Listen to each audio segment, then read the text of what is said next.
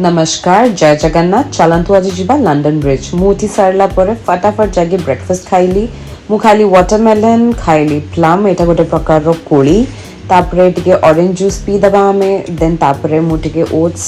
with fruits and nuts खाइली because एथे बहुत भलो पेट पुरे तापर हमें डबल डेकर बस नहीं कि जीवा पाख रे थिबा मेट्रो स्टेशन को